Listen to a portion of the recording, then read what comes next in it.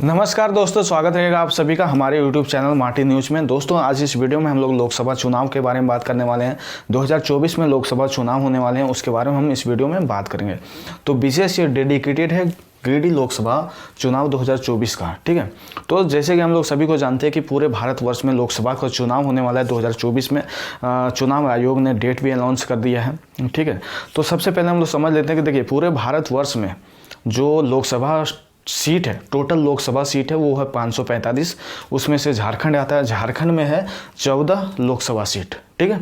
अब उसके बाद हम बात करते हैं 14 लोकसभा सीट में से एक आता है गिरिडीह लोकसभा। गिरिडीह लोकसभा के बारे में हम लोग पूरा डिटेल से चर्चा करेंगे इस वीडियो में।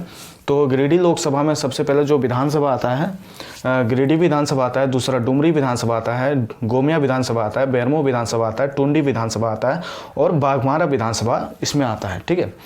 गिरिडीह लोकसभा के अंतर्गत टोटल 6 विधानसभा आते हैं, जिसका नाम गिरिडीह हो गया, डुमरी हो गया, गोमिया हो गया, बेरमो हो गया, टुंडी हो गया, बाघमारा हो गया, ठीक ना।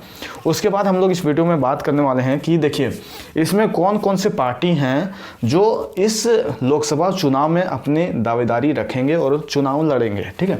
तो सबसे पहले बीजेपी हो गया, आजसू हो गया, जेबीकेएसएस हो गया, इस बार जो नई पार्टी है, सबसे पावरफुल पार्टी नज़र आ रही है इस समय। उसके बाद अगर हम बात करते हैं तो जेएमएम है, उसके बाद कांग्रेस है। देखिए बीजेपी और आजसू दोनों आपस में गठबंधन करते हैं। आजसू अपना जो भी है बीजेपी के साथ अलायंस करेंगे, उसको हम लोग बोलते हैं एनडीए उम्मीदवार, ठीक है। एनडीए अलायंस बोलते हैं उसको। इसके जो उम्मीदवार होंगे वो पिछले साल श्री चंद्र प्रकाश चौधरी थे, वर्तमान में अभी मेंबर ऑफ पार्लियामेंट हैं यहीं से, ठीक है, गिरिडीह लोकसभा से। उसके बाद अगर हम लोग बात करते हैं जेबीकेएसएस से अपनी जो दावेदारी पेश करेंगे वो है टाइगर जयराम महतो। उसके बाद जेएमएम और कांग्रेस की बात करते हैं और इसके साथ अन्य पार्टी भी हो सकती है, जैसे राजद हो गया और बहुत सारा पार्टी है, ठीक है, झारखंड का। तो वो आपस में अलायंस करता है, उसको बोलते हैं हम लोग इंडी अलायंस, ठीक है। इतना तो समझ में आ गया। उसके बाद हम लोग बात करने वाले हैं कि इतने जो टोटल पार्टियां हैं इसमें कौन कौन से पार्टी हैं जो मुख्य तौर पे कौन कौन से विधानसभा पर अपनी ज़्यादा दावेदारी पेश करेंगे। दोस्तों जो मुख्य पार्टी निकल के आ रही है वो है जेबीकेएसएस। जेबीकेएसएस का फुल फॉर्म होता है झारखंडी भाषा खतियान संघर्ष समिति। गिरिडीह लोकसभा से जो इसके उम्मीदवार होंगे वो हैं टाइगर जयराम महतो। टाइगर जयराम महतो एक मुख्य दावेदारी रखते हैं लोकसभा, गिरिडीह लोकसभा जीतने का, ठीक ना।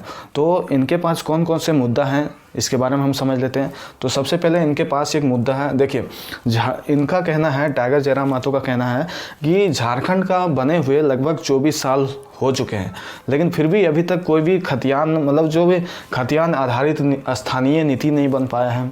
मतलब देखिए स्थानीय नीति नहीं बन पाया है, जैसे कि 1932 खतियान आधारित पर जेबीकेएसएस की जो मांग है वो है स्थानीय नीति है, ठीक है, खतियान आधारित स्थानीय नीति होना चाहिए। उसके बाद कोई प्रॉपर नियोजन नीति नहीं बन पाया है। वैकेंसी जैसे अभी 60-40 है, 60-40 का भी नारा लगाते हैं जेबीकेएसएस वाले लोग, ठीक है। तो जेबीकेएसएस का कहना है कि जो 60-40 ना चलतो तो ये नियोजन नीति है।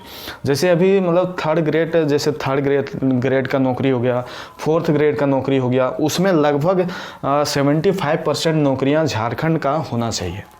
इस प्रकार का नियोजन नीति मतलब बनना चाहिए, अभी तक बना नहीं झारखंड में। ये 2 मुद्दा हो गया। उसके बाद विस्थापन नीति हो गया। मान लीजिए कोई भी बीसीसीएल अपनी कोल माइंस करती है जहाँ पर कोयला निकालती है, तो वहाँ पर जो मुख्य रैयत होता है उसको विस्थापित कर देती है, बहुत मतलब कम पैसे देकर, ठीक ना। तो उसके लिए एक विशेष नीति होना चाहिए।